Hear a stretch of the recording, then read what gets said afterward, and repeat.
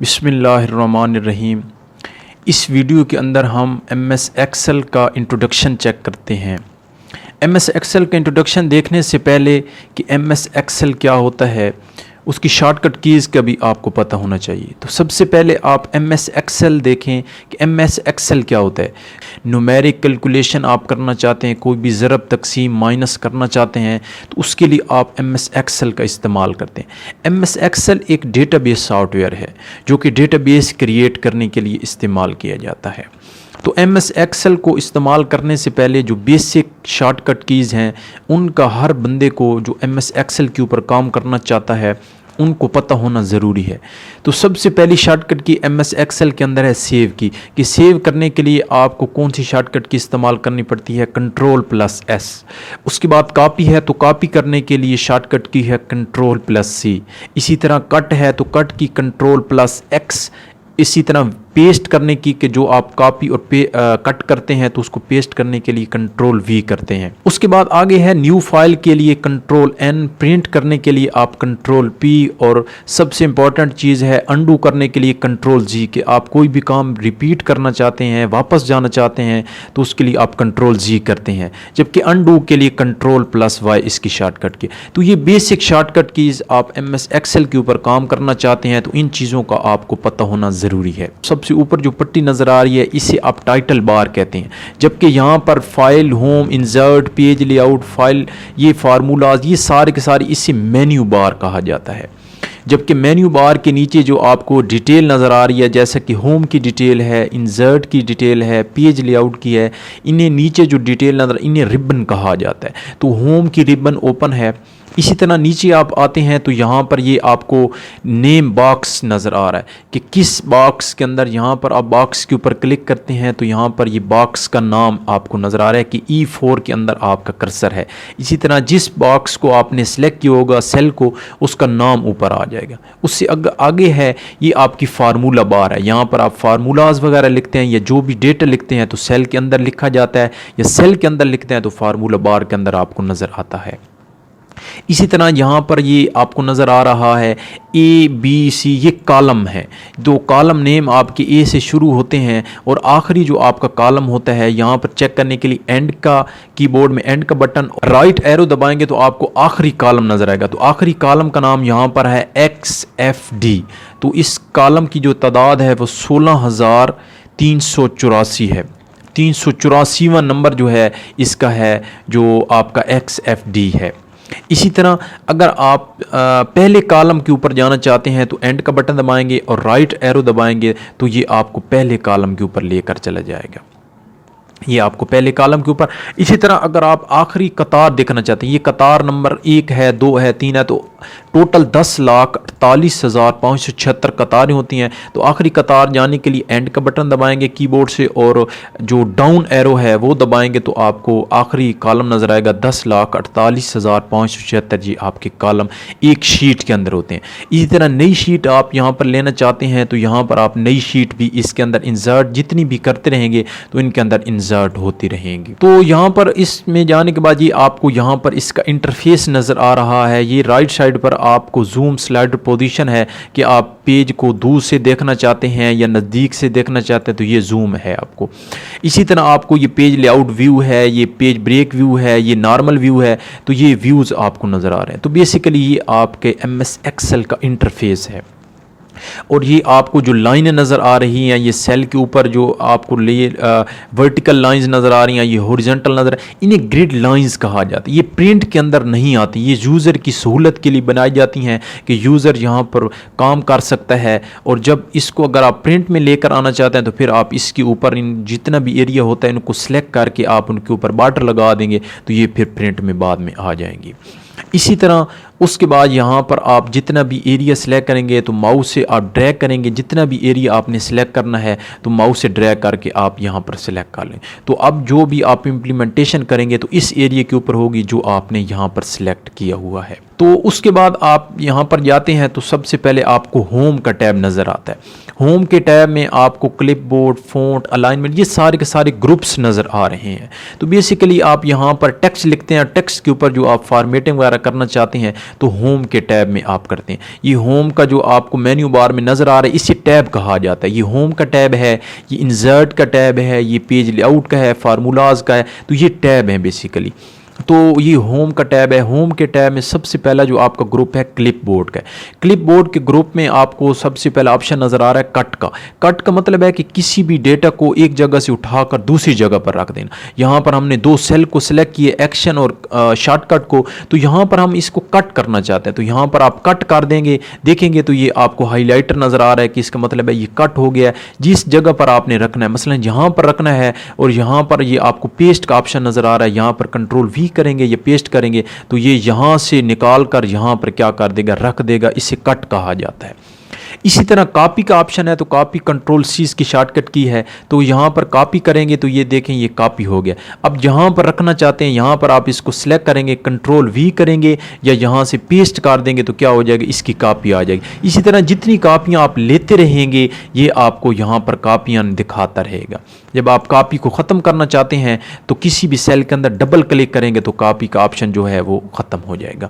तो हम इन कॉपियों को वापस जाना चाहते हैं, हम एक ही कॉपी लेना चाहते हैं, तो जो काम आप करते हैं उसको दोबारा वापस ले आने के लिए कंट्रोल-G का ऑप्शन इस्तेमाल किया जाता है, जिसे अंडू कहा जाता है। एक एक स्टेप आप पीछे चलते जाएंगे, ये देखें एक एक स्टेप आप पीछे जा रहे हैं। उसके बाद अगला ऑप्शन है आपको फॉर्मेट प्रिंटर का। फॉर्मेट प्रिंटर का मतलब है कि यहाँ पर आपने कोई भी डेटा ये लिया है, इसके ऊपर हम फॉर्मेटिंग कर लेते हैं, कि नीचे लाइन लगा देते हैं, यहाँ पर इसका कलर दे देते हैं। आप यही जो आपने काम किया है किसी और डेटा के ऊपर आप लेकर आना चाहते हैं, मसलन यहाँ पर आप इसको कंट्रोल-C करते हैं, कंट्रोल-V करते हैं, ये कॉपी हो जाता है। इस डेटा के ऊपर ये हम चाहते हैं कि ये वाली फॉर्मेटिंग हो, इसी तरह का साइज़ हो, हम साइज़ इसका थोड़ा सा बढ़ा देते हैं। लिखने का स्टाइल जो है वो हम ये वाला रखना चाहते हैं, ये वाला हो जाए, तो ये सारों के ऊपर अप्लाई करना चाहते हैं या किसी के एक के अंदर अप्लाई करना चाहते हैं, तो यहाँ पर आप इसको सिलेक्ट करेंगे, फॉर्मेट पेंटर के ऊपर क्लिक करेंगे। ये देखें ये आपको फॉर्मेट पेंटर ब्रश का बटन आपको नज़र आ रहा है, तो इसके अंदर आप एक क्लिक करेंगे तो क्या हो जाएगा, ये उस फॉर्मेटिंग में कन्वर्ट हो जाएगा जो फॉर्मेटिंग आप पीछे जिसको आपने कॉपी किया। अब फॉर्मेट पेंटर बंद हो गया। अगर आप फॉर्मेट पेंटर को ऑन रखना चाहते हैं तो यहाँ पर आप इसके ऊपर डबल क्लिक करेंगे तो अब ये फॉर्मेट पेंटर ऑन ही रहेगा जब तक आप इसको बंद नहीं करेंगे। तो एक एक क्लिक करते रहेंगे तो क्या होती जाएगी, वो वाली फॉर्मेटिंग आती जाएगी जो आप फॉर्मेटिंग पीछे लेकर आए। या आप यहाँ पर ड्रैग कर देंगे, माउस से ड्रैग करेंगे, एरिया सेलेक्ट कर लिया, माउस की क्लिक उठाएंगे, देखेंगे तो ये आपका सारे का सारा एरिया क्या हो गया, उसी फॉर्मेटिंग में कन्वर्ट हो गया जो फॉर्मेटिंग आपने यहाँ पर दी है किसी के अंदर। उसके बाद आप फॉर्मेट पेंटर के अंदर दोबारा क्लिक करेंगे तो फॉर्मेट पेंटर बंद हो जाएगा। अब ये फॉर्मेटिंग आपकी उसके ऊपर अप्लाई नहीं होगी। अगला ग्रुप है फ़ॉन्ट का। फ़ॉन्ट के ग्रुप में सबसे पहला ऑप्शन है आपका फ़ॉन्ट स्टाइल का। यहाँ पर आप इस एरिया को सिलेक्ट कर लेते हैं। सिलेक्ट करने के बाद यहाँ पर आप जाते हैं फ़ॉन्ट में, तो फ़ॉन्ट का मतलब होता है कि लिखने का स्टाइल। तो यहाँ पर आप पीछे देख रहे हैं जिस जगह यहाँ पर एरिया ब्लैक करना चाहते हैं, ये देखें ये इनका एरिया ब्लैक हो गया, इनका नहीं हुआ, क्यों, क्योंकि हमने सिलेक्ट इसी एरिया को किया हुआ है, तो इसी एरिया के ऊपर क्या होगी फॉर्मेटिंग अप्लाई। तो लिखने का जो स्टाइल है यहाँ पर आपको मुख्तलिफ किस्म के लिखने के स्टाइल नज़र आ रहे हैं। जो भी स्टाइल आप यहाँ पर लेना चाहते हैं लिखने का, वो यहाँ पर आप सिलेक्ट करेंगे तो वो क्या करेगा, MS एक्सेल उसका लिखने का स्टाइल उसमें कन्वर्ट कर देगा। इस एरिया को सिलेक्ट करते हैं, यहाँ पर इस एरिया के ऊपर ये वाली फॉर्मेटिंग करते हैं तो ये इसमें कन्वर्ट हो जाता है। तो ये लिखने का स्टाइल अगर आप चेंज करना चाहते हैं तो यहाँ पर आप क्या कर सकते हैं, लिखने का स्टाइल भी यहाँ पर आप चेंज कर सकते हैं। उसके बाद अगला ऑप्शन है कि फ़ॉन्ट साइज़ का, कि यहाँ पर आप इनका फ़ॉन्ट साइज़ बढ़ाना चाहते हैं। किस तरह बढ़ाना चाहते हैं, आप यहाँ पर सिलेक्ट करते हैं, मसलन इस एरिया को सिलेक्ट करते हैं, एक सेल को सिलेक्ट करते हैं तो एक सेल का साइज़ बढ़ जाएगा। मसलन बाय डिफ़ॉल्ट 11 है तो आप इसका साइज़ 16 रखना चाहते हैं, 20। ये देखें ये हमने किया नहीं है, लेकिन पीछे प्रीव्यू आपको दिखा रहा है कि इस तरह इसका साइज़ होता जाएगा। तो यहाँ पर आप इसका साइज़ 20 करते हैं, देखते हैं तो इसका साइज़ 20 हो गया, बाकियों का 11 ही है क्योंकि हमने इनको सिलेक्ट नहीं किया। सारों को सिलेक्ट करेंगे, यहाँ पर आप इनको 20 कर देंगे तो अब देखेंगे तो सारों को साइज़ क्या हो गया, 20 हो गया। अब ये देखें ये अगले सेल के अंदर आ रहे हैं, तो यहाँ से आप ड्रैग करेंगे और अपने जो है कॉलम उसका साइज़ बढ़ा देंगे। यहाँ से आप ड्रैग करेंगे और कॉलम का साइज़ बढ़ा देंगे तो ये आपको नज़र आता रहेगा, ये आपको नज़र आना शुरू हो जाएगा। उससे अगला ऑप्शन है आपका इंक्रीज़ फ़ॉन्ट साइज़ का, कि आप डायरेक्टली इंक्रीज़ करना चाहते हैं। यहाँ पर आप इनको सिलेक्ट करेंगे, एक एक क्लिक करते रहेंगे तो एक एक स्टेप क्या होता जाएगा, साइज़ बड़ा होता जाएगा एक एक। इसी तरह आप डिक्रीज़ करना चाहते हैं, छोटा करना चाहते हैं, तो एक एक स्टेप क्या होता जाएगा, ये इसका साइज़ एक एक स्टेप छोटा होता जाएगा। उसके बाद बोल्ड है कि आप किसी भी डेटा को बोल्ड करना चाहते हैं, यहाँ पर क्लिक करेंगे, ये देखेंगे तो इस एरिया को क्या कर दिया उसने, मोटा कर दिया, बोल्ड कर दिया। दोबारा क्लिक करेंगे तो बंद हो जाएगा। इसी तरह अटैलिक करना चाहते हैं तो ये आपका टेक्स्ट थोड़ा सा तिरछा हो जाएगा, दोबारा क्लिक करेंगे तो अटैलिक बंद हो जाएगा। उसके बाद अंडरलाइन है कि आप यहाँ पर इस टेक्स्ट के नीचे लाइन लगाना चाहते हैं तो लाइन लगा सकते हैं। डबल अंडरलाइन करना चाहते हैं तो यहाँ पर डबल अंडरलाइन भी कर सकते हैं। सिंगल लाइन दोबारा क्लिक करेंगे तो ये अंडरलाइन ख़त्म हो जाएगा। उसके बाद अगला ऑप्शन है आपका बॉर्डर का। तो यहाँ पर बाय डिफ़ॉल्ट नो बॉर्डर है, यहाँ पर आप सिलेक्ट करेंगे, बॉटम बॉर्डर के ऊपर क्लिक करेंगे तो जो आपका एरिया है, जो आपने मसलन ये वाला एरिया सिलेक्ट किया हुआ है, इसके नीचे आपका क्या हो जाएगा, बॉर्डर लग जाएगा। बाहर क्लिक करेंगे, ये देखेंगे ये लाइन आपकी इस एरिया के अंदर लग गई जो आपने सिलेक्ट किया, सिर्फ बॉटम के ऊपर लगी है। बॉटम का मतलब होता है नीचे आपकी लाइन लग गई है। अगर आप इसको ऊपर लगाना चाहते हैं टॉप के ऊपर, तो टॉप के ऊपर क्लिक करेंगे तो ये टॉप के ऊपर ये लाइन लग जाएगी। इसी तरह अगर आप चारों तरफ से लाइन लगाना चाहते हैं तो ये आपको यहाँ पर राइट है, लेफ्ट है, नो बॉर्डर है तो उसका मतलब है कि बॉर्डर ख़त्म हो जाएगा।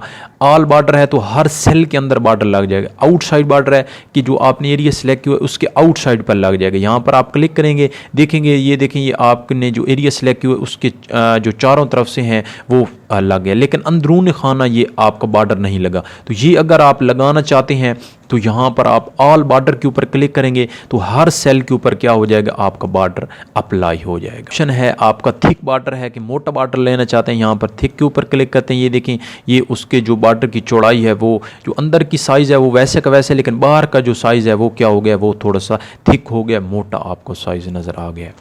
उसके बाद डबल बॉर्डर आप लेना चाहते हैं तो डबल बॉर्डर है, ये थिक बॉर्डर है तो राइट साइड है, लेफ्ट है, टॉप है, तो इस तरह आप यहाँ पर ले सकते हैं। उसके बाद ड्रा बॉर्डर है तो यहाँ पर अगर आप बॉर्डर को ड्रा करना चाहते हैं, पेंसिल का निशान है तो यहाँ पर आप ड्रा भी कर सकते हैं। यहाँ पर आप ड्रा करना चाहते हैं, मसलन ये वाले एरिया के अंदर ड्रा करना चाहते हैं, इस एरिया के अंदर करना चाहते हैं तो यहाँ से आप ड्रा भी खुद कर सकते हैं अपने पेंसिल से। दोबारा क्लिक करेंगे तो क्या हो जाएगा, बॉर्डर ड्रा ख़त्म हो जाएगा।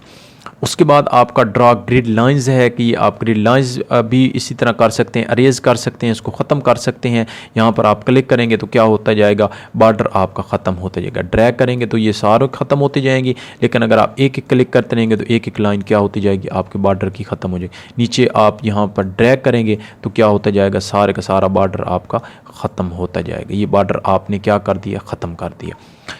उसके बाद अगला ऑप्शन है आपका बॉर्डर लाइन का कि बॉर्डर कलर है कि आप बॉर्डर का कलर कौन से देना चाहते हैं। यहाँ पर रेड सिलेक्ट करते हैं तो अब जो आपका बॉर्डर बाय डिफ़ॉल्ट ब्लैक था तो अब क्या होता जाएगा, आपका रेड कलर आपके बॉर्डर का साइज़ होता जाएगा। अब जो भी बॉर्डर लेंगे, मसलन यहाँ से आप ऑल बॉर्डर लेते हैं, यहाँ से आप एरिया सेलेक्ट कर लेते हैं, यहाँ से आप ऑल बॉर्डर कर देते हैं तो ये देखें ये आपका रेड कलर का बॉर्डर यहाँ पर नज़र आ गया है। उसके बाद बॉर्डर का स्टाइल है कि बॉर्डर का डॉटेड लाइनों वाला लेना है, ये वाला लेना है तो आपका क्या हो जाएगा, ये वाला ये लाइनों वाले में कन्वर्ट हो जाएगा। इसी तरह आप डबल क्लिक करेंगे, यहाँ पर इस एरिया को सिलेक्ट कर लेंगे। इस एरिया को मसलन आपने सिलेक्ट कर लिया है, यहाँ पर इस एरिया को सिलेक्ट करेंगे। अब ऑल बॉर्डर करेंगे तो ये देखेंगे कि आपको ये डॉटेड लाइनों वाला बॉर्डर नज़र आ गया है। यहाँ पर आप ओरिजिनल पोजीशन में लेकर जाना चाहते हैं तो यहाँ पर कलर में ऑटोमेटिक कर देंगे, और जो आपकी लाइन का है लाइन स्टाइल है वो आपका ये वाला बाय डिफ़ॉल्ट आप कर देंगे तो आपका लाइन बाय डिफ़ॉल्ट आ जाएगा। यहाँ पर आप दोबारा सिलेक्ट करेंगे, यहाँ से ऑल बॉर्डर करेंगे तो ओरिजिनल पोजीशन में क्या हो जाएगा, आपका बॉर्डर कन्वर्ट हो। उससे अगला ऑप्शन है आपका फिल कलर का। फिल कलर का मतलब है कि सेल के अंदर का कलर, इस सेल को हमने सेलेक्ट किया है, इसके अंदर हम जाते हैं, यहाँ पर जो भी कलर आप देते रहेंगे ये सेल के अंदर कलर आता रहेगा। मसलन ये वाला ब्लू कलर है तो ये इसके अंदर आ जाएगा। अगर आप सारों को सिलेक्ट करेंगे जितने एरिया लेना है, उसके बाद आप यहाँ पर कलर में जाएंगे, देखेंगे ये देखें ये उसके अंदर का कलर आपका फिल हो जाएगा। जो भी कलर आप लेंगे, यहाँ पर मसलन ये वाला लेना है तो इसके अंदर का कलर ये वाला हो जाएगा। उसके बाद अगला ऑप्शन है आपका फ़ॉन्ट कलर का कि जो आप लिख रहे हैं ये ब्लैक कलर में लिख रहे हैं, ये आपका टेक्स्ट एस है लिखा हुआ है, सेव लिखा हुआ है, ये एक्शन लिखा हुआ है, तो इसका कलर अगर आपने चेंज करना है तो यहाँ पर हम सिलेक्ट करते हैं। बाय डिफ़ॉल्ट ब्लैक होता है तो यहाँ पर आप रेड करना चाहते हैं तो ये देखें ये रेड हो जाता है। इनके ऊपर आपने अप्लाई करना है, यहाँ पर इनको आप सिलेक्ट कर लेते हैं, रेड करना है। या कोई और कलर करना है, ये देखें जो भी कलर आप यहाँ पर इसको लेकर जाएंगे तो ये आपको कलर यहाँ पर नज़र आते जाएंगे। ग्रीन कलर देना चाहते हैं, ये देखते हैं तो ये देखें ये आपका कलर लिखने का ग्रीन होगा, बाय डिफ़ॉल्ट ब्लैक होता है। उससे अगला ग्रुप है अलाइनमेंट का। तो अलाइनमेंट के ग्रुप में आप सबसे पहले यहाँ पर देख रहे हैं राइट अलाइन, लेफ़्ट अलाइन। तो यहाँ पर आप किसी भी सेल को सिलेक्ट करते हैं, मसलन यहाँ पर हम इनको सिलेक्ट करते हैं नीचे वाले एरिया को। तो यहाँ पर हमने ये सिलेक्ट कर लिया, एक्शन और शॉर्टकट के से नीचे हमने सिलेक्ट कर लिया। यहाँ पर आप देखते हैं तो जो आपका बाय डिफ़ॉल्ट टेक्स्ट होता है वो लेफ़्ट अलाइन ही होता है, लेफ़्ट साइड पर आपके डब्बों के होता है। अगर आप इनको सेंटर में रखना चाहते हैं, ये देखें ये डब्बे के जो आपका सेल है उसके सेंटर में आपका टेक्स्ट आ जाता है। इसी तरह अगर आप राइट साइड पर रखना चाहते हैं तो ये क्या हो जाता है, ये आपका राइट साइड पर आ जाता है। तो सेंटर में रख सकते हैं, राइट साइड, तो इस तरह आप रख सकते हैं। उसके बाद दूसरा अलाइनमेंट है आपका टॉप, सेंटर, मिडल और बॉटम के ऊपर। तो ये आपका जो सेल है यहाँ पर हम इसका साइज़ थोड़ा सा बढ़ा देते हैं। अब यहाँ पर ये आप देख रहे हैं कि जो आपका सेल है ये एक सेल है। इस सेल में आपने जो राइट अलाइन किया हुआ है कि ये आपका टेक्स्ट क्या है कि इस साइड से भी इस साइड से भी क्या है, राइट है। लेकिन अगर आप ऊपर से राइट सेंटर में रखना चाहते हैं, ऊपर रखना चाहते हैं या नीचे रखना चाहते हैं तो इस तरह भी आप रख सकते हैं। आप मिडल में रखना चाहते हैं, ये देखिए ये आपका सेव मिडल में आ गया। अगर आप जो आपका डब्बा है उसके टॉप के ऊपर रखना चाहते हैं, ये देखिए टॉप के ऊपर आ गए। इस तरह आप सारों को सिलेक्ट करके आप देखेंगे कि ये आप अगर नीचे रखना चाहते हैं नीचे आ जाएगा, मिडल में अगर आप रखना चाहते हैं तो ऊपर से नीचे ये मिडल में आ जाएगा, अगर आप टॉप के ऊपर रखना चाहते हैं तो ये टॉप के ऊपर आ जाएगा। डिक्रीज इंडेंट और इंडेंट का मतलब है कि आपने कोई भी जगह छोड़नी है, मार्जिन इट मीन्स छोड़ना है कि वहाँ से आगे आपका सेल लिखता जाए। तो एक क्लिक कर देंगे, ये देखें ये आगे एक जगह ये यहाँ पर उसने सेल की छोड़ दी। एक क्लिक करते रहेंगे तो आगे टेक्स्ट को लेता जाएगा और ये जगह रिजर्व कर देगा। तो इस जगह पर वो फिर लिखना नहीं लिखेगा नहीं और उससे आगे लिखना शुरू कर देगा। इसी तरह अगर आप डिक्रीज़ करना चाहते हैं इंडेंट तो यहाँ पर आप क्या कर सकते हैं, डिक्रीज़ कर सकते हैं, कम कर सकते हैं। अगर आप इंक्रीज़ करना चाहते हैं तो ये आप इंक्रीज़ भी कर सकते हैं। उससे अगला ऑप्शन आपका है ये आपका ओरिएंटेशन का। तो यहाँ पर आप ओरिएंटेशन में जाते हैं, सबसे पहला ऑप्शन है एंगल काउंटर क्लॉकवाइज। तो यहाँ पर आप क्लिक करते हैं, ये देखते हैं ये आपका जो टेक्स्ट है ये टेढ़ा हो जाता है, उल्टा हो जाता है और खूबसूरत बन जाता है। इसी तरह अगर आप इसका एंगल जो दूसरी साइड पर करना चाहते हैं, क्लॉकवाइज करना चाहते हैं तो ये दूसरी साइड पर इस टेक्स्ट का मुंह आ जाता है। इसी तरह यहाँ पर आप वर्टिकल करना चाहते हैं तो ये देखें ये आपको वर्टिकल नज़र, अब ये आपको सही नज़र नहीं आ रहा तो यहाँ पर आप इसका साइज़ बढ़ा देंगे तो ये देखें आपको अब साइज़ नज़र आ रहा है। ये देखें ये सेव लिखो, ऊपर वाला ये भी नहीं नज़र आ रहा तो मज़ीद आप इस जो है आपका रो है इसका आप साइज़ बढ़ा देंगे तो आपको ये कंप्लीट नज़र आता जाएगा। इसी तरह नीचे वाले का भी साइज़ बढ़ा देंगे। इसके बाद आपका जो है रोटेट टेक्स्ट अप है कि आपका इस तरह जो है आपका टेक्स्ट रोटेट हो जाएगा। तो यहाँ पर हम इसका साइज़ 40 कर देते हैं, इसका साइज़ हम बढ़ा देते हैं। ये देखें ये आप इसका साइज़ बढ़ा देंगे तो ये आपको सही नज़र आता जाएगा। उसके बाद अगला ऑप्शन है आपका रोटेट टेक्स्ट डाउन, के डाउन की तरफ आपका टेक्स्ट होगा तो ये दूसरी साइड पर मुँह हो जाएगा, होगा इसी तरह लेकिन ये मुँह उस साइड पर। अब ये नीचे है तो आप इसको दरमियान में रखना चाहते हैं, ये देखें ये आप दरमियान में रख सकते हैं। तो ये इस तरह आप इसके ऊपर ओरिएंटेशन वगैरह भी अप्लाई, दोबारा क्लिक करेंगे तो ये अपनी ओरिजिनल हालत में आ जाएगा। उसके बाद अगला ऑप्शन है आपका राइट टू लेफ़्ट डायरेक्शन, कि टेक्स्ट की डायरेक्शन आपने क्या रखनी है, कि राइट साइड पर रखना है, लेफ़्ट साइड पर रखना है। तो बेसिकली ये अलाइनमेंट ही है कि आप राइट साइड पर रखते हैं, सेंटर में रखते हैं, लेफ़्ट साइड पर रखते हैं। तो यहाँ से भी आप कर सकते हैं और यहाँ से भी कर सकते हैं। उसके बाद अगला ऑप्शन है रैप टेक्स्ट का। रैप टेक्स्ट का मतलब है कि आपने टेक्स्ट के ऊपर रैपिंग अप्लाई करनी है। रैपिंग किस तरह अप्लाई करनी है कि आप यहाँ पर कोई भी डेटा लिखते हैं तो आपने एग्जांपल अब समझनी है कि यहाँ पर हम लिखते हैं तो ये देखिए ये हमने ना ये मोहम्मद हसन रज़ा नूरपुर था लिखा है यहाँ पर। तो उसके बाद हम नीचे लिखते हैं मसलन असद लिखते हैं तो ये कोई मसला नहीं है। लेकिन हम जब इस सेल के आगे वाले में लिखते हैं मसलन कामरान लिखते हैं, कामरान लिखते हैं, उसके बाद एंटर दबाते हैं, ये देखिए आपका पीछे वाला डेटा हाइड हो गया। यहाँ पर मोहम्मद हसन रज़ा आपको फार्मूला बार में तो नज़र आ रहा लेकिन यहाँ पर नज़र नहीं आ रहा। तो उसके लिए आप क्या करते हैं, रैप टेक्स्ट का ऑप्शन इस्तेमाल करते हैं। रैप टेक्स्ट के ऊपर क्लिक करते हैं। अब देखते हैं ये देखिए आपका जो कॉलम है वो बड़ा नहीं हुआ लेकिन आपकी रो ऑटोमेटिकली बड़ी हो गई है। तो यहाँ पर क्या हो गया, मोहम्मद हसन रज़ा पूरा आ गया। अगर इसके बाद आप यहाँ पर डबल क्लिक करके यहाँ पर और डेटा भी लिखते हैं, यहाँ पर मसलन खुशाब लिखते हैं कि HUS, मसलन यहाँ पर आप खुशाब लिखते हैं, जितना भी लिखते जाएंगे तो ऑटोमेटिकली क्या होता जाएगा, इसका साइज़ खुद ब खुद बड़ा होता जाएगा। कॉलम बड़ा नहीं होगा, लेकिन जो आपका जो रो है वो क्या होती जाएगी, वो खुद ब खुद बड़ी होती है। तो बेसिकली ये रैप टेक्स्ट का ऑप्शन है। यहाँ पर रैप टेक्स्ट पहले से आप ऑन कर देते हैं, देखते हैं ये देखिए ये नीचे आता जाएगा, ये नीचे आता जाएगा। उसके बाद एंटर दबाते हैं, ये देखिए खुद ब खुद उसका साइज़ बड़ा हो गया। लेकिन यहाँ पर अगर आप रैप टेक्स्ट ऑप्शन ऑन नहीं करते, ये देखिए आगे जाता जाएगा, एंटर दबाएंगे तो ये बड़ा नहीं होगा, अगले में लिखेंगे तो ये पीछे वाला क्या हो जाएगा, ये आपका हाइट हो जाएगा। अब ये मोहम्मद रज़ा को आप खुद एडजस्ट करना चाहते हैं तो यहाँ पर आप कॉलम को थोड़ा सा बड़ा कर देंगे, ये देखें ये मोहम्मद हसन सही नज़र आपको आ रहा है। उसके बाद आप इसकी अलाइनमेंट करना चाहते हैं, आप इसको राइट साइड पर रखना चाहते हैं, यहाँ पर रखना चाहते हैं, आप यहाँ पर इसको रख सकते हैं। तो रैप टेक्स्ट का मतलब होता है कि जो डेटा आपको एक सेल में नज़र नहीं आ रहा होता उसको दिखाने के लिए आप क्या करते हैं, रैप टेक्स्ट का ऑप्शन ऑन करते हैं।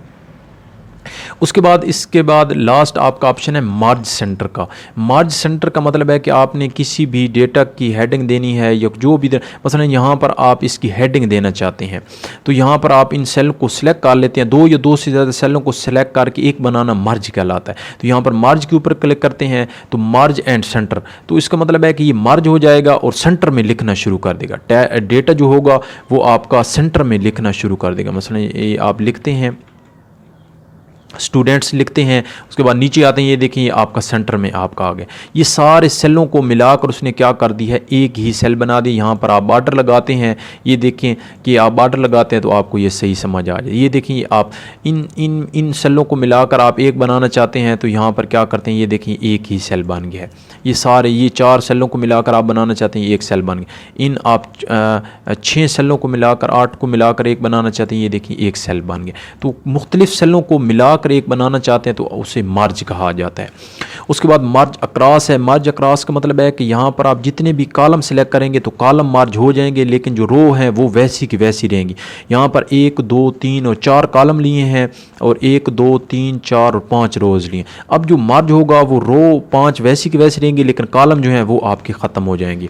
तो यहाँ पर मार्ज अक्रॉस के ऊपर क्लिक करेंगे, अब देखेंगे ये देखें ये आपकी लाइन मार्ज हो गई है, ये हो गई है, ये हो गई है, ये हो गई, लेकिन जो आपके कॉलम हैं जो आपके वो मर्ज हो गए हैं, लेकिन जो आपकी रोज़ हैं वो मर्ज नहीं हुई। तो ये दोनों में डिफरेंस ये है, तो ये डिफरेंस भी आपने याद रखना है। उसके बाद आप यहाँ पर इनको सिलेक्ट कर लेते हैं, मसलन यहाँ पर आप इनको सिलेक्ट करते हैं, इनके ऊपर आप बॉर्डर लगा लेते हैं, ऑल बॉर्डर के ऊपर क्लिक करते हैं, ये देखें आपको अब सही समझ आ रही होगी। उसके बाद अगर आप इनको ऊपर मार्ज ख़त्म करना चाहते हैं तो यहाँ पर अनमार्ज सेल के ऊपर क्लिक करेंगे, ये देखें ये अपनी ओरिजिनल हालत में क्या हो जाएंगे, सेल्स आ जाएंगे। उसके बाद यहाँ पर आप इनको सारों को सिलेक्ट करते हैं, इस एरिया को, और तीसरा ऑप्शन है मार्ज सेल का। मार्ज सेल का मतलब है यहाँ पर मार्ज सेल के ऊपर क्लिक करेंगे तो मार्ज हो जाएगा। अब ये लिखना जो है वो आपका लेफ़्ट साइड पर शुरू करेगा। बस दोनों में फ़र्क यही है कि ये जो आपने पहला ऑप्शन ये वाला ऑन किया है ये मार्ज सेंटर का, कि ये मार्ज करेगा और सेंटर में लिखना शुरू कर देगा। ये मार्ज करेगा तो ये क्या करेगा, बाय डिफ़ॉल्ट जो लेफ़्ट साइड पर टेक्स्ट है उसको लिखना शुरू कर देगा। बाकी दोनों में कोई फ़र्क नहीं है। उससे अगला ऑप्शन आपका है नंबर का ग्रुप। इस नंबर के ग्रुप को इस्तेमाल बहुत ज़्यादा किया जाता है, मोस्ट इंपॉर्टेंट ऑप्शन है। बाय डिफ़ॉल्ट जो आप टेक्स्ट लिख रहे होते हैं वो जर्नल फॉर्मेट में आ जाता है। जर्नल फॉर्मेट में आप देख रहे हैं यहाँ पर ABC और 1 2 3 4 लिखे हुए और नीचे लिखा हुआ नो स्पेसिफिक फॉर्मेट। इसका मतलब है कि यहाँ पर आप असद लिखते हैं और 786 लिखते हैं तो कोई मसला नहीं है। यहाँ पर एक ही सेल के अंदर आप एंटर दबाते हैं, नीचे आ जाते हैं। यहाँ पर आप स्टूडेंट लिखते हैं और 885 लिखते हैं, नीचे आ जाते हैं, कोई मसला नहीं है। तो जो भी आप लिखते हैं 786 और आप AD लिख देते हैं, यहाँ पर नीचे आ जाते हैं, कोई आपको ये रिस्ट्रिक्शन नहीं देता, कोई फॉर्मेट नहीं आ जाता। उसके बाद आप यहाँ पर अली लिखते हैं, स्पेस देते हैं, ये देखें ये आपको यहाँ पर लिखने दे रहा है। तो बेसिकली जो आपका पहला जो आपका होता है वो आप टेक्स्ट लिख रहे होते हैं तो वो जर्नल फॉर्मेट में आप लिख रहे होते हैं। यहाँ पर आप टेक्स्ट भी लिख सकते हैं, यहाँ पर आप टेक्स्ट भी लिख सकते हैं, और प्लस क्या है कि आप यहाँ पर मुख्तलिफ़ किस्म का मज़ीद डेटा भी आप यहाँ पर लिख सकते हैं। तो ये आपका जर्नल फॉर्मेट है। यहाँ पर आप इसको फिल हैंडल कर देते हैं। यहाँ पर फिल हैंडल का मतलब होता है कि यहाँ पर आप इसको सिलेक्ट करते हैं।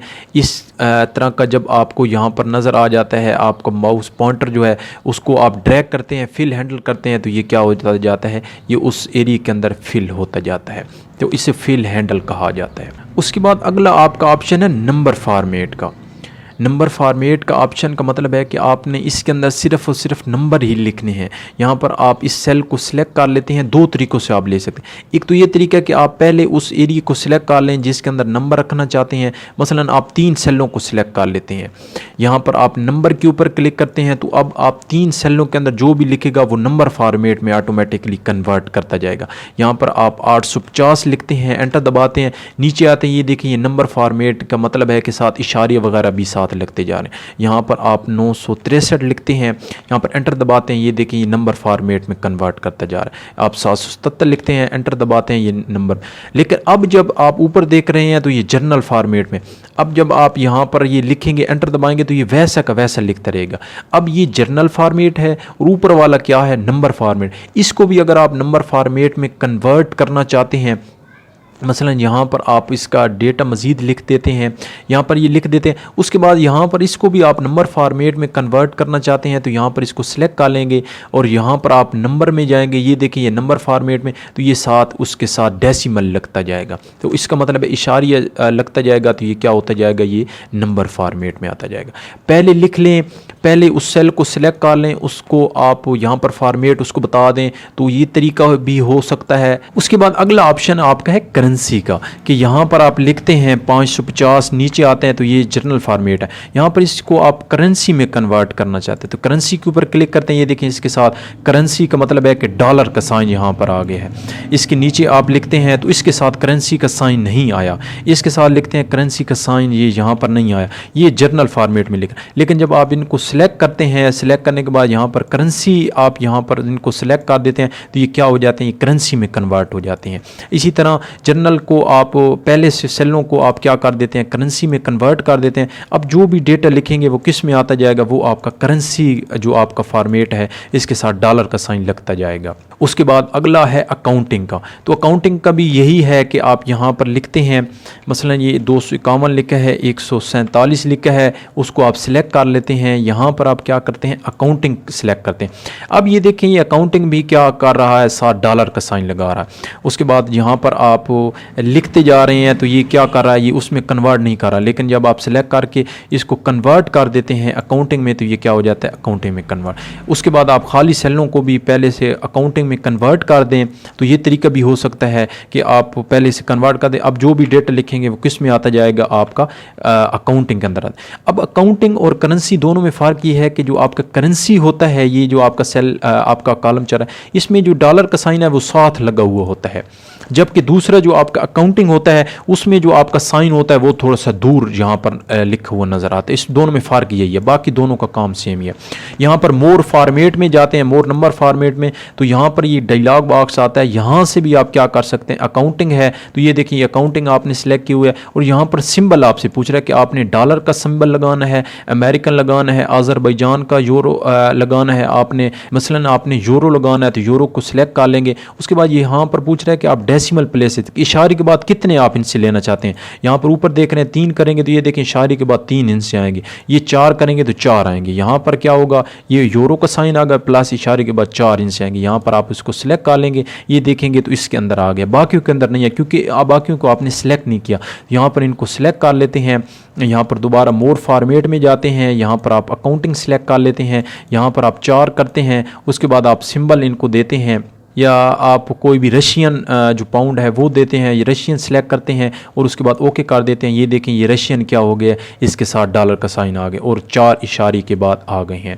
इसी तरह अगर आप करेंसी को भी सिलेक्ट करते हैं और यहाँ पर मोर में जाते हैं, मोर नंबर फॉर्मेट में, और यहाँ पर आप करेंसी सिलेक्ट करते हैं तो करेंसी के सिंबल के साथ भी आप जो भी आप सिंबल लगाना चाहते हैं आप यहाँ पर लगा सकते। उससे आगे आपका है शॉर्ट डेट। शॉर्ट डेट का मतलब है कि यहाँ पर आप डेट लिखते हैं, मसलन 4/4/2003 लिखते हैं। ये देखें ये ऊपर हमने लिखा ही है, ऊपर डेट उसने ऑटोमेटिकली डिडक्ट कर लिया। हम 1/7 लिखते हैं, ये देखें ये ऊपर उसने क्या कर लिया, डेट उसने डिडक्ट कर ली। तो यहाँ पर हम मसलन 2-3 के अंदर फिल कर देते हैं। ये हमने डेट मसलन इनके अंदर लिख दी हैं। अब ये डेट आपको दो तरह की है, एक है शॉर्ट डेट छोटी डेट, एक है लॉन्ग डेट। तो यहाँ पर मसलन इनको सिलेक्ट करते हैं तो शॉर्ट डेट में छोटी डेट आपको बताता है इस तरह का साइन। अगर बड़ी डेट के साथ आप उनका दिन भी देखना चाहते हैं तो लॉन्ग डेट आ जाती है। अब ये देख रहे हैं हैश कैरर, इसका मतलब है कि जगह छोटी है और आपका डेटा बड़ा है, तो उस जो आपका कॉलम है उसको थोड़ा सा बड़ा कर देंगे तो ये आपका क्या हो जाएगा, यहाँ पर हम उसको थोड़ा सा बड़ा कर देते हैं तो ये आपका क्या हो जाता है, ये आपका डेटा भी शो करवा देता है। ये आपका डेटा शो कर वेडनेसडे बन रहा है, उस दिन 24 है, ये डेट हैं, ये इस तरह आपकी डेट है और साथ लॉन्ग डेट बन। शॉर्ट डेट में कन्वर्ट करना चाहते हैं तो ये क्या हो जाती है शॉर्ट डेट। इसी तरह अगर आप मोर नंबर फॉर्मेट में जाते हैं, यहाँ पर डेट है तो डेट के साथ आप यहाँ पर ये आपको मुख्तलिफ़ किस्म की टाइप्स मिल रही हैं, फॉर्मेट मिल रहे हैं। ये वाला फॉर्मेट लेना है, ये वाला लेना है, ये वाला मार्च 14 और उसके साथ मंथ का नाम आए और उसके बाद ईयर आए, यहाँ पर ओके करते हैं, ये देखें उस फॉर्मेट में कन्वर्ट हो जाते हैं। तो ये आपके ऊपर डिपेंड करता है कि आपको यहाँ पर कौन सा फॉर्मेट चाहिए डेट का।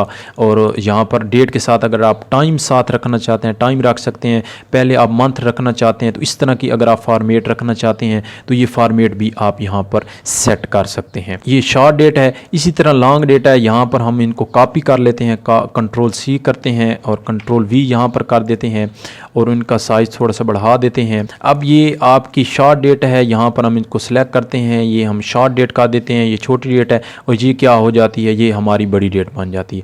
डेट इसको सिलेक्ट करते हैं, यहाँ पर आप मोर में जाते हैं, यहाँ पर आप मज़ीद कोई डेट के साथ टाइम लगाना चाहते हैं, ये वाली डेट देना चाहते हैं तो इस तरह आप डेट देना चाहते हैं तो आप ये भी डेट दे सकते हैं। उसके बाद आपने यहाँ पर टाइम का ऑप्शन है, यहाँ पर हमने टाइम लिख लिया है 12:10, 10:10 और 12 सेकेंड, तो ये हमने टाइम यहाँ पर सेट कर दिया है। ऊपर हम जाते हैं, ये बाय डिफ़ॉल्ट उसने कस्टम ले लिया है ऊपर, तो यहाँ पर हम जाते हैं और टाइम सेट करते हैं। यहाँ पर टाइम के ऊपर क्लिक करते हैं, ये हैश का एरर दोबारा आ रहा है, इसका मतलब है जगह छोटी है और डेटा ज़्यादा। अब ये देखते हैं कि ये क्या हो जाता है, ये टाइम में कन्वर्ट हो जाता है। टाइम आवर्स आते हैं, उसके साथ आपके मिनट आते हैं, उसके आगे आपके सेकंड, AM और PM में आपको ये टाइम बता रहा है। उसके बाद यहाँ पर आप मोर में जाते हैं, टाइम में जाते हैं और यहाँ पर टाइम के मुख्तलिफ़ किस्म के फार्मेट हैं, तो उनमें से जो भी फार्मेट आप यहाँ पर सिलेक्ट करना चाहते हैं, यहाँ पर सिर्फ AM और PM और साथ आवर्स और मिनट साथ दिखाना चाहते हैं, ओके करते हैं तो ये देखें ये टाइम का इस तरह आपका जो है आपका टाइम सेट हो जाता है। तो ये फार्मेट अगर आप देना चाहते हैं तो ये भी आप टाइम का फॉर्मेट यहाँ पर सिलेक्ट कर सकते हैं। उसके बाद अगला ऑप्शन है परसेंटेज का। परसेंटेज का मतलब है कि आपने किसी भी डेटा की परसेंटेज लेनी है, तो यहाँ पर हम इन सेलों को सिलेक्ट कर लेते हैं। ये हमने सेल सिलेक्ट कर ली हैं, उसके बाद परसेंटेज हमने सिलेक्ट कर लिया है, तो इन सेलों के ऊपर जो भी आप लिखेंगे आपको साथ परसेंटेज का साइन साथ नज़र आता जाएगा। ये आपको परसेंटेज का साइन साथ नज़र आ रहा है। इस तरह अगर आप कोई भी डेटा लिखना चाहते हैं उसके साथ परसेंटेज का साइन लगाना चाहते हैं तो आप यहाँ पर क्या कर सकते हैं, परसेंटेज का साइन लगा सकते हैं। ये देखिए ऊपर आपको परसेंटेज नज़र आ रहा है, लेकिन नीचे आप आते हैं तो ये देखिए ये जर्नल है, इसका मतलब है यहाँ तक हमने परसेंटेज क्या की हुई है, सेलों के अंदर सेलेक्ट की हुई है। तो ये परसेंटेज का साइन भी आप साथ लगा सकते हैं अगर लगाना चाहें। उसके बाद है फ्रैक्शन है कि आप बट्टा देना चाहते हैं, मसलन आप 0.23 लिखते हैं, उसके बाद आप 0 इतना लिखते हैं, तो इसको आप बट्टा में तकसीम करना चाहते हैं, बट्टा में कन्वर्ट करना चाहते हैं, तो इनको आप सिलेक्ट कर लेते हैं। यहाँ पर आप फ्रैक्शन के ऊपर क्लिक करते हैं, ये देखें ये आपको फ्रैक्शन में आपको क्या करके दे देता है, आपको कन्वर्ट करके दे देता है। उसके बाद आप यहाँ पर मसलन इनको सिलेक्ट कर लेते हैं, सिलेक्ट करने के बाद आप फ्रैक्शन के ऊपर क्लिक करते हैं। अब यहाँ पर आप 0.5 लिखते हैं, नीचे आते हैं तो ये क्या करके दे देता है, आपको बट्टा में तकसीम करके दे देता है। तो इस तरह अगर आप बट्टा में लेकर आना चाहते हैं तो आप फ्रैक्शन भी कर सकते हैं। उसके बाद साइंटिफिक है कि यहाँ पर आप बड़ा डेटा लिखते हैं, उसको आप साइंटिफिकली कैलकुलेट करके रखना चाहते हैं, तो यहाँ पर आप क्या कर सकते हैं, यहाँ पर आप इसको साइंटिफिक भी कर सकते हैं। यहाँ पर आप इनको सिलेक्ट करते हैं, यहाँ पर आप साइंटिफिक में कन्वर्ट करते हैं तो ये क्या हो जाता है, ये साइंटिफिक कैलकुलेशन में आपको डेटा दिखा रहा होता है। उसके बाद सेकंड लास्ट ऑप्शन है टेक्स्ट है, तो उसके लिए आप क्या करते हैं, यहाँ पर टेक्स्ट डेटा सिलेक्ट कर लेते हैं। अब जो भी आप लिखेंगे आपका वैसा का वैसा क्या करता रहेगा, ये आपका लिखता रहेगा। आप जो भी लिखेंगे आपको यहाँ पर तो जो भी आप यहाँ पर लिखते रहेंगे वो आपको लिखता जाएगा। इसका नुकसान ये है कि आपका जो आप यहाँ पर टेक्स्ट डेटा टाइप यहाँ पर आप इसको सिलेक्ट करते हैं तो ये क्या करता है, ये आपका टेक्स्ट कंसिडर कर रहा होता है। अगर आप यहाँ पर लिख रहे हैं 200 125 लिखा है तो ये इसको अगर आप यहाँ पर टेक्स्ट कन्वर्ट कर देते हैं तो ये जब आप फार्मूला करेंगे तो फार्मूला के अंदर ये वाली वैल्यूज़ काम नहीं करेंगी, क्योंकि ये अब इनको कंसिडर कर रहा है कि ये हमारा टेक्स्ट है ABC, इसको कंसिडर कर रहा है। इसलिए अगर आप यहाँ पर डेटा को एज इट इज़ लिखना चाहते हैं तो उसके लिए आप क्या करते हैं, टेक्स्ट डेटा टाइप यहाँ पर सेट कर सकते हैं। तो ये आपको यहाँ पर फार्मूला के अंदर ये आपको टेक्स्ट कंसिडर करेगा। उसके अलावा जो भी आप डेटा एज इट इज़ लिखना चाहते हैं तो वो आप क्या कर सकते हैं, लिख सकते हैं। स्पेशल का मतलब है कि आप कोई भी स्पेशल डेटा रखना चाहते हैं, मोर में जाते हैं और स्पेशल में जाते हैं। यहाँ पर ज़िप कोड है तो ज़िप कोड का ये वाला फॉर्मेट ऊपर आपको सैंपल नज़र आ रहा है, ये वाला फॉर्मेट अगर आपने देना है यहाँ पर क्लिक करते हैं तो ये देखिए ये आपको ज़िप कोड इस फॉर्मेट में क्या हो जाते हैं, बना बनाया फॉर्मेट में कन्वर्ट करके दिखा देता है। मसलन यहाँ पर आप 3 सेलों के अंदर ये ज़िप कोड वाला फॉर्मेट लेते हैं तो यहाँ पर स्पेशल में जाते हैं, ये वाला ज़िप कोड का फॉर्मेट लेते हैं, ओके कर देते हैं। अब जो भी डेटा लिखेंगे वो ऑटोमेटिकली उसके दरमियान क्या करता रहेगा, डैश देता जाएगा। तो ये आपको बना बनाया फॉर्मेट इसके अंदर क्या कर सकते हैं, इसके अंदर काम कर सकते हैं। उसके एंड पर आपको एक ऑप्शन, लास्ट ऑप्शन है फ़ोन नंबर का, कि यहाँ पर अगर आप फ़ोन नंबर देना चाहते हैं बना बनाया फॉर्मेट का इस्तेमाल करके तो फ़ोन नंबर का ये जो है आपको फ़ोन नंबर है, उसके बाद सोशल सिक्योरिटी है। तो फ़ोन नंबर अगर आप सेट करना चाहते हैं, ओके करते हैं तो यहाँ पर आप लिखते हैं 0311, ये आपने मसलन नंबर लिखा है। नीचे आते हैं, ये देखें ये फ़ोन का जो आपका फॉर्मेट है उसमें कन्वर्ट हो गया। लेकिन अब जो आप लिख रहे हैं नीचे आते हैं तो वो वैसा का वैसा, क्योंकि आपका ये क्या है, ये जनरल फॉर्मेट है। इसी तरह यहाँ पर आप इन तीनों सेलों के अंदर आप क्या कर लेते हैं, फ़ोन का फॉर्मेट यहाँ पर सेट कर देते हैं पहले से कि इसके अंदर हमने लिखना ही फ़ोन नंबर है, उसके बाद ओके कर देते हैं। अब जो भी फ़ोन नंबर लिखते जाएंगे ये क्या करता जाएगा, नीचे आएंगे तो उसके साथ आपका कोड वगैरह जो आपका फॉर्मेट है उसमें क्या करता रहेगा, ये आपको कन्वर्ट करके दिखाता रहेगा। उसके बाद लास्ट उसका ये है कि आप टेक्स्ट लिखते हैं, यहाँ पर ये आपने टेक्स्ट लिखा है, टेक्स्ट के साथ आप कोई डॉलर साइन लगाना चाहते हैं तो ये डॉलर का साइन लगा सकते हैं, यूरो का साइन लगाना है यूरो का साइन लगा सकते हैं, उसके बाद चाइनीज़ लगाना है तो ये लगा सकते हैं। तो इस तरह आप इनके साथ कोई भी साइन वगैरह लगाना है करेंसी का तो वो लगा सकते हैं। उसके बाद आप इनके साथ परसेंटेज लगाना चाहते हैं तो ये क्या करते हैं, ये परसेंटेज इसके साथ लग जाती है। अगर आप इसके साथ कामा लगाना चाहते हैं तो जो बड़ी वैल्यू होगी, मसलन ये बड़ी वैल्यू है, ये 2,14,541 है तो इसके साथ क्या लग गया है, यहाँ पर ये कामा लग गया। तो कामा लगाना चाहते हैं तो कामा भी इसके साथ लगा सकते हैं, बड़ी वैल्यू के साथ ऑटोमेटिकली लग जाएगा अगर आप इसको ऑन कर देंगे तो। ये देखिए इसके साथ भी कामा लगे। उसके बाद यहाँ पर डिक्रीज डेसिमल और इंक्रीज डेसिमल, यहाँ पर इनको सेलेक्ट करेंगे। डेसिमल का मतलब है इशारे के बाद जो 2 हिस्से हैं, इनको अगर आप यहाँ पर इंक्रीज़ करना चाहते हैं तो एक एक क्लिक कर देंगे तो इशारे के बाद ये वाले हिस्से बढ़ते जाएंगे। अगर आप डिक्रीज़ करते रहेंगे तो एक एक क्या होता जाएगा, इशारे के बाद वाले हिस्से एक क्लिक कर देंगे तो ये क्या हो जाएंगे, ख़त्म हो जाएंगे। दोबारा क्लिक करेंगे, एक क्लिक करेंगे तो ये इशारे उसके साथ बढ़ते रहेंगे। उसके बाद अगला ऑप्शन आपका है कंडीशनल फार्मेटिंग से, अगला ऑप्शन है फार्मेट एज टेबल, कि आप टेबल के मुख्तलिफ फार्मेट का इस्तेमाल करना चाहते हैं। तो यहाँ पर हम इनको सिलेक्ट कर लेंगे सारे के सारे टेबल को जो हमने लिए हुए, ये वाला टेबल हमारा है। तो यहाँ पर टेबल के फार्मेट में से जो भी फार्मेट लेंगे तो वो क्या हो जाएगा, उस फार्मेट में टेबल हमारा कन्वर्ट हो जाएगा। तो यहाँ पर आपसे पूछ रहा है कि यही एरिया है जो आपका यहाँ पर आपको हाईलाइट करके दिखा रहा है कि बी कॉलम नंबर B3 से लेकर M15 तक ये आपका एरिया है।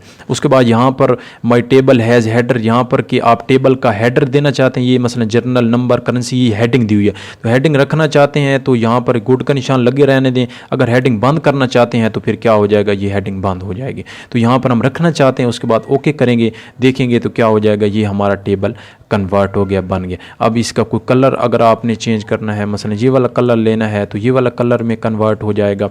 यहाँ पर आप इनको सिलेक्ट करते हैं। उसके बाद यहाँ पर होम में जाते हैं, यहाँ पर मुख्तलिफ़ किस्म के कलर्स हैं, ये वाला कलर देना है, ये वाला कलर देना है, तो मुख्तलिफ़ किस्म के कलर हैं ये आपके। ये साथ में आपको ये फ़िल्टर का बटन नज़र आ रहा है, तो इस वीडियो में हम फ़िल्टर नहीं देख रहे तो फ़िल्टर को हम क्या कर देते हैं, यहाँ पर बंद कर देते हैं, नेक्स्ट टाइम हम देखेंगे। उसके बाद ये आपका बेसिकली आपका टेबल के मुख्तलिफ़ किस्म के फार्मेट्स हैं, मुख्तलिफ़ किस्म के डिज़ाइन हैं, इनका इस्तेमाल करके आप क्या करते हैं, टेबल के अंदर आप काम कर रहे होते हैं। उसके बाद अगला ऑप्शन है, लास्ट ऑप्शन है आपका यहाँ पर स्टाइल का, कि ये सेल के स्टाइल हैं। यहाँ पर हम इन सेलों को सिलेक्ट करते हैं, ऊपर हेडिंग है सिलेक्ट नहीं करते, सिर्फ सेल सिलेक्ट करते हैं। अब देखते हैं, ये देखें ये सेल के अंदर बाय डिफ़ॉल्ट नॉर्मल है, उसके बाद सेल चेक सेल है तो डबल जो आपका बॉर्डर लग जाता है, उसका लिखने का स्टाइल इस तरह बोल्ड होता है। इसके बाद ये एक्सप्लेनेटरी है, इनपुट है, तो मुख्तलिफ़ किस्म के ये आपको स्टाइल नज़र आ रहे होते हैं कि सेलों के अंदर आप ये वाला स्टाइल देना चाहते हैं, ये बैड देना चाहते हैं, गुड देना चाहते हैं, तो उसमें क्या हो जाता है आपका टेबल कन्वर्ट हो जाता है। उसके बाद यहाँ पर आप एक सेल को, जितने सेलों के अंदर आप ये वाली फार्मेटिंग देना चाहते हैं तो आप यहाँ पर इनका इस्तेमाल करके आप फार्मेटिंग वगैरह इनके अंदर इस्तेमाल कर सकते हैं। तो यहाँ पर हम ये वाला कलर दे देते हैं, इसके अंदर हम ये वाला कलर दे देते हैं। तो ये आप डेटा को खूबसूरत वगैरह बनाने के लिए, उसके बाद डेटा की जो आपकी रिक्वायरमेंट है उसके मुताबिक डेटा को बनाने के लिए आप क्या करते हैं, आप इनका इस्तेमाल कर सकते हैं।